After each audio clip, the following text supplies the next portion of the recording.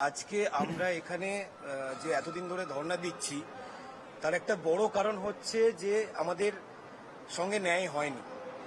রাজ্য সরকারি দুর্নীতি অর্থাৎ সরকারি আধিকারিকদের দুর্নীতির জন্য আজকে আমাদের এই অবস্থা। মানে আমরা যোগ্য হয়েও বঞ্চিত হয়েছি। শুধু তাই নয়, আমরা মনে করি যে কোর্টও আমাদেরকে ন্যায় দিতে পারেনি, আমরা কোর্ট থেকেও ন্যায় পাইনি। এতগুলো মানুষ নিরপরাধ থাকা সত্ত্বেও তাদেরকে যে আজকে রাস্তায় নামিয়ে দেওয়া হলো, আমরা তার জন্য কোর্টকেও দায়ী করছি। এবার যেহেতু পরিস্থিতি এই যে আমরা বিচার বিভাগের কাছ থেকেও ন্যায় পাচ্ছি না, আমরা সরকারের কাছ থেকেও ন্যায় পাচ্ছি না, তাই আমরা ঠিক করেছি এবার আমরা যারা আইন প্রণয়ন করেন অর্থাৎ যারা এমপি আছেন তাদের কাছে আমরা যাব, অ্যাপ্রোচ করব। কেন? যাতে তারা আমাদের বিষয়টা পার্লামেন্টে তোলেন, নেক্সট অধিবেশনে তোলেন এবং যোগ্য শিক্ষক শিক্ষিকাদেরকে নিয়ে তাদের ভাবনা চিন্তা কি তারা যেন সেখানে বলেন। আমরা তাদেরকে সেই জায়গাটায় পাশে চাইছি। কারণ কোনো আইন বানানো যায় কিনা বা অন্য কোনো বিষয় এইটা নিয়ে আলোচনা করা যায় কিনা, এই ব্যাপারগুলো যেন ওরা ওখানে তোলেন, এইটা আমরা চাইছি। আমরা আজ থেকে চিঠি দেওয়া শুরু করব, প্রত্যেককে যত এমপি আছেন প্রত্যেককে চিঠি দেওয়া শুরু করব এবং আমরা চাইবো যে তারা আমাদের হয়ে পার্লামেন্টে এই কথাগুলো তুলুক, সেরকম চাইবো। প্রয়োজনে দরকারে সেই চিঠিগুলো কাকে কি দিচ্ছি আমরা আপনাদেরকে পরে শেয়ারও করে দেবো, সেটাও আমরা করতে পারি। এটা হলো 1 নম্বর। 2 নম্বর হচ্ছে আজকে প্রায় 15 থেকে 16 দিন হয়ে গেল এডুকেশন মিনিস্টার এখনো আমাদের সঙ্গে দেখা করেননি বা কোনো মিনিস্টারই আমাদের সঙ্গে এখনো পর্যন্ত দেখা করেননি। আজকে শনিবার, আমরা আগামী সোমবার অবধি দেখে নেব। আপনারা জানেন যে গত 15 তারিখে আমরা একটা বৃহত্তর আন্দোলন করেছিলাম, তারপর থেকে আমরা কিন্তু শান্তিপূর্ণ আন্দোলনই মানে ধর্ণা দিয়ে যাচ্ছি এখানে, আমরা কিন্তু কোনো রকম আন্দোলনের কর্মসূচি রাখিনি। কিন্তু সোমবারের মধ্যে যদি আমাদের সঙ্গে সরকারের তরফ থেকে দেখা করা না হয় তাহলে সোমবারের পর আমরা কিন্তু বৃহত্তর আন্দোলনের কথা ভাবতে পারি, এটা অগ্রিম আমরা জানিয়ে রাখলাম। এরকম একটা সিদ্ধান্ত কিন্তু হয়েছে আমাদের মধ্যে। সোমবার পর্যন্ত আমরা সময় দিচ্ছি যে রাজ্য সরকারের তরফ থেকে কেউ যেন অবশ্যই আমাদের সঙ্গে এসে দেখা করে। তার কারণ হচ্ছে আজ দীর্ঘ 15 থেকে 16 দিন হয়ে গেল, আমরা প্রত্যেকে কিন্তু প্রচন্ড টেনশনের মধ্যে আছি। আমাদের কাছে কিন্তু ক্লিয়ার কিছু আমরা পাচ্ছি না সরকারের কাছ থেকে, যে তারা আমাদেরকে নিয়ে কি ভাবছেন, তারা রিভিউ পিটিশন নিয়ে কি ভাবছেন, তারা কিউরেটিভ নিয়ে কি ভাবছেন, আমরা কিন্তু জানি না। আরও একটা বিষয়, সেটা হচ্ছে নোটিফিকেশন নিয়ে বিভিন্ন উড়ো খবর আমাদের কাছে আসছে।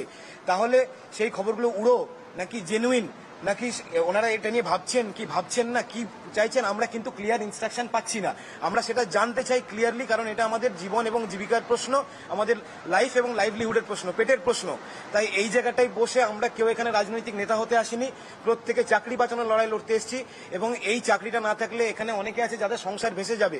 আপনারা এই 2-3 দিন থেকে অনেক ক্যান্সার পেশেন্ট দেখেছেন, অনেকে আছেন দুরারোগ্য ব্যাধিতে আক্রান্ত সিঙ্গেল মাদার, তাদের অবস্থা কি হবে, এইগুলো নিয়ে প্রত্যেকের ভাবনা চিন্তা করা উচিত, যেটা কেউ করছে না।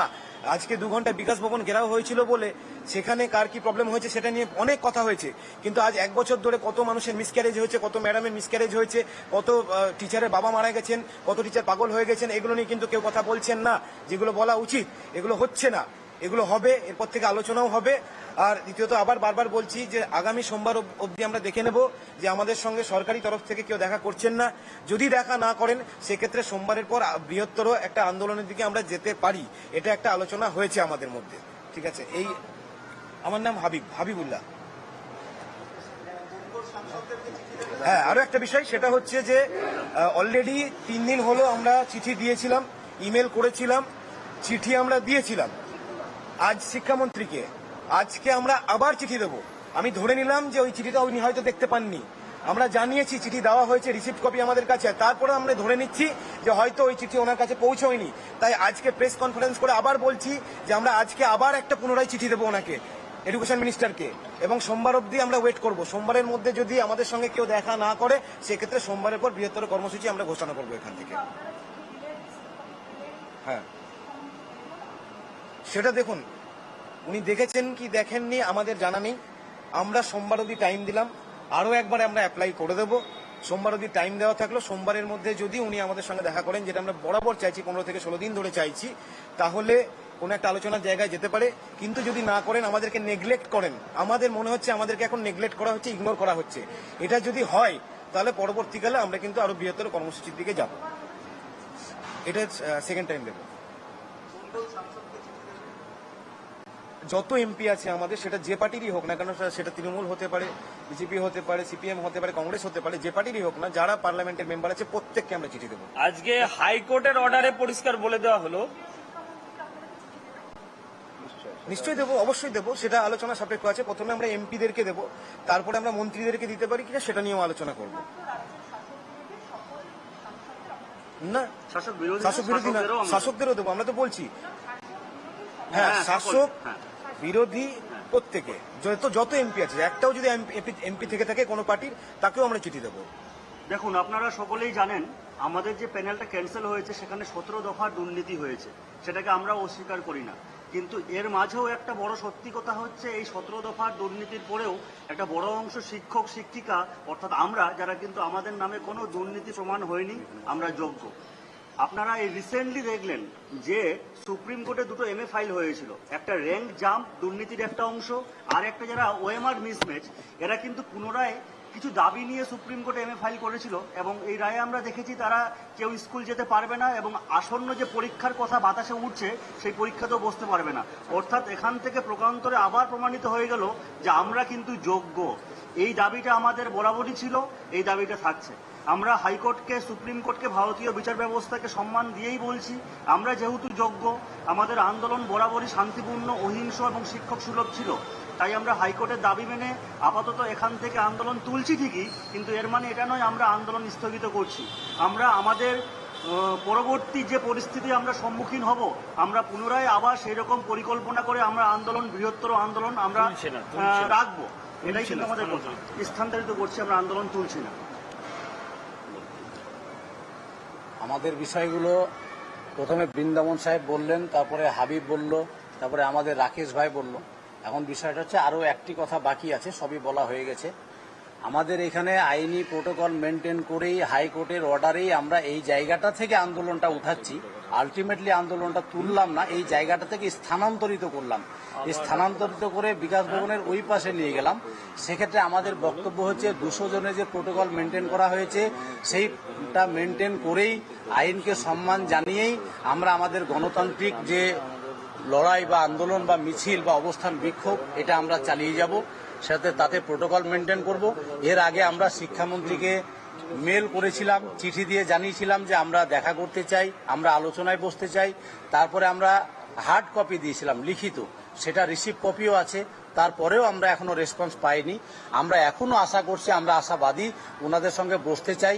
শিক্ষামন্ত্রী এবং মুখ্যমন্ত্রী পর্যন্ত আমরা বসতে বা আলোচনা চাই, আমাদের দিশা দেখার জন্য যেটা যেটা করণীয় সেটা ওনারা যেন অবশ্যই করে। আমরা এই বিষয়ে শিক্ষামন্ত্রীর এবং মুখ্যমন্ত্রীর হস্তক্ষেপ চাইছি আমাদের দিশা দেখানোর জন্য।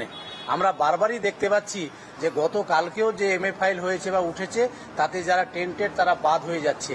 এর আগে আমাদের স্যালারির সময়তেও দেখেছি যারা টেন্টেড তারা বাদ হয়ে যাচ্ছে। তাহলে কারা কারা যোগ্য, এই বিষয়টা অলিখিতভাবে হোক বা লিখিতভাবে হোক আমরা মোটামুটিভাবে বুঝতে পারছি, কিন্তু আমরা আমাদের সার্টিফাইড কপি চাইছি।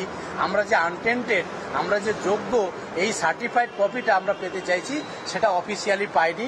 এটা পাওয়ার জন্য আমরা আশা করব যেন শিক্ষামন্ত্রী এবং মুখ্যমন্ত্রী আমাদের বিষয়টা দেখেন এবং আমাদের কিভাবে দিশা দেখাবেন।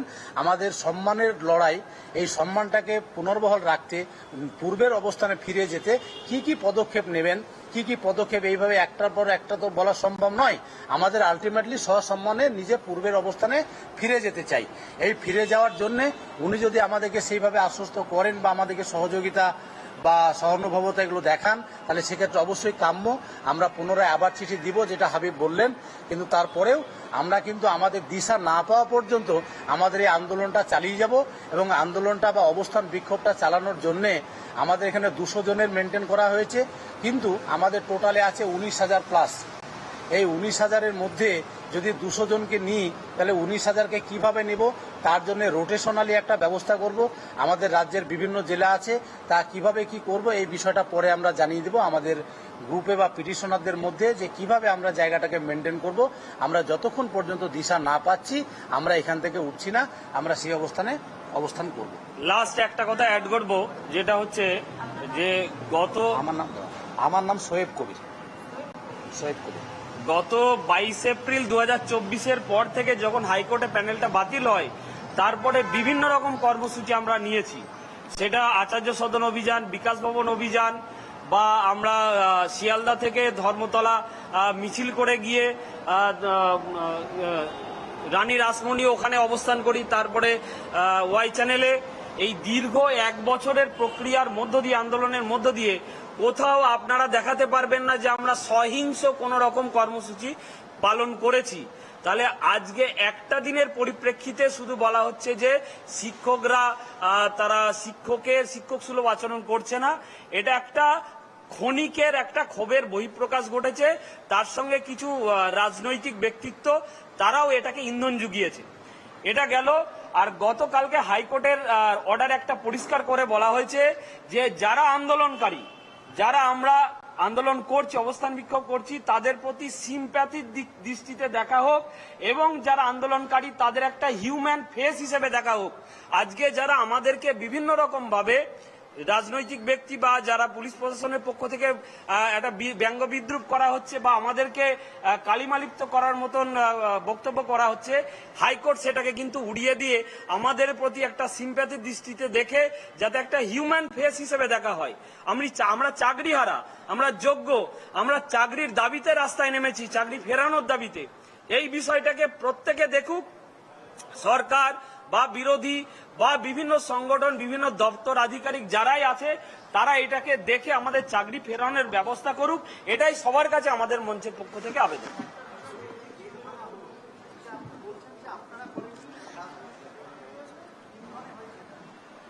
গেট ভাঙা যেটা হচ্ছে ঠেলাঠেলিতে গেটটা পড়ে গেছে, এই ভাঙা কথাটা সর্বৈব মিথ্যা। এখনো আপনারা দেখতে পাবেন গেট সারানো হয়নি। বারবার আমরা বলছি যে গেটটা পুলিশের সঙ্গে ধস্তাধস্তিতে যেমন ব্যারিকেড পড়ে যায় সেরকম গেটটা পড়ে গেছে, এখন গেটটা উঠে গেছে, এটা ভাঙা হয়নি। এটা যখন একটা মাস 15,000 মাস যখন এক জায়গায় জড়ো হয় সেখানে পুলিশের সঙ্গে ধস্তাধস্তিতে গেটটা পড়ে গেছে। দেখুন, আমরা এটা গণতান্ত্রিক আন্দোলনের একটা অংশ। আপনারা এটাকে মানে বেআইনি ভাবে মানে এটাকে দাগিয়ে দেবেন না। দেখুন, আমরা মনে করি যে সত্যের জয় হবে এবং আমরা সেটাতে বিশ্বাসী। আমরা শিক্ষক, যোগ্য শিক্ষক, এই সত্যের পথে লড়াই আমাদের চলবে।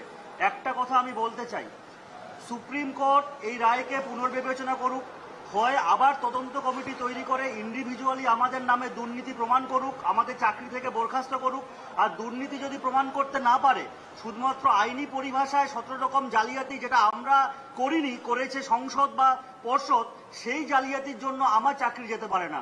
হয় আমার বিরুদ্ধে স্পেসিফাইড দুর্নীতি প্রমাণ করতে হবে, আমাকে চাকরি থেকে বরখাস্ত করতে হবে, অথবা যাদের নামে কোনো দুর্নীতি প্রমাণিত হয়নি তাদেরকে সসম্মানে পুনর্বহাল রাখতে হবে পুনরায় চাকরিতে। এটাই আমাদের শেষ কথা। আচ্ছা, এইটা বলে শেষ করব।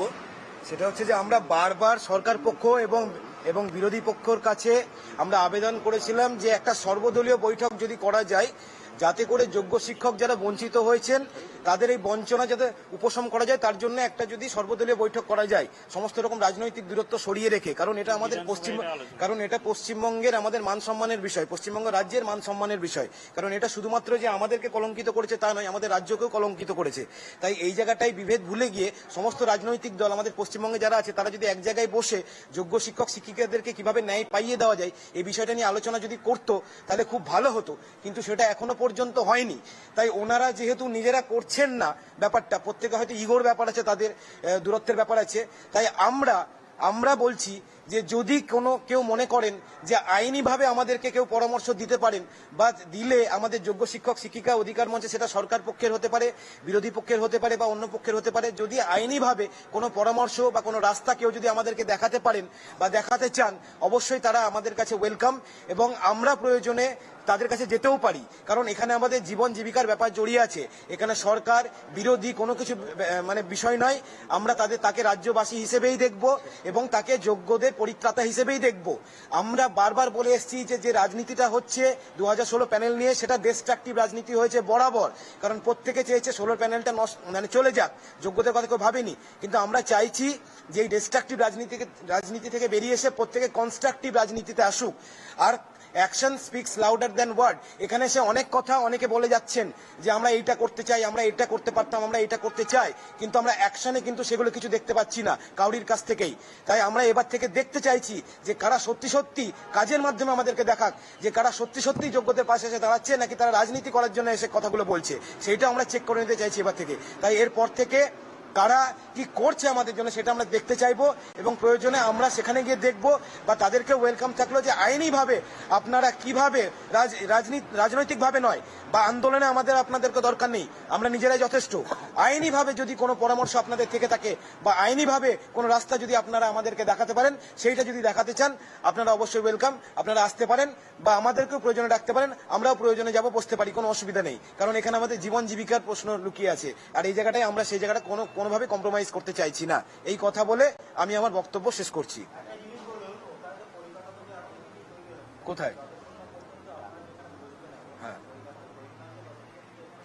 হ্যাঁ, পরিকাঠামো তৈরি হলে আমরা এখান থেকে স্থানান্তরিত হব একদম। কারণ দেখুন ব্যাপারটা হচ্ছে যে যখন এখানে এসেছিলাম তখন যারা ফিমেল টিচার্স আছেন, আমরা প্রথম 3 থেকে 4 দিন প্রচন্ড অসুবিধার সম্মুখীন হয়েছি। বাথরুম থেকে শুরু করে জলের ব্যবস্থা, মানে সব থেকে বেশি যেটা প্রবলেম হয় সেটা টয়লেট, মহিলা টিচারদের টয়লেটের ব্যবস্থা। তো সেই জায়গাটা অ্যাটলিস্ট যতক্ষণ পর্যন্ত না কনফার্ম হচ্ছে বা আমরা স্যাটিসফাইড হচ্ছি ততক্ষণ পর্যন্ত আমরা ওখানে কিন্তু যেতে রাজি হব না, কারণ ওইটা একটা খুবই গুরুত্বপূর্ণ বিষয়। আর হাবিব বলল আগামী সোমবারের মধ্যে যদি প্রশাসন থেকে শিক্ষামন্ত্রী বা মুখ্যমন্ত্রী বা এই জাতীয় কেউ আমাদের সঙ্গে দেখা না করে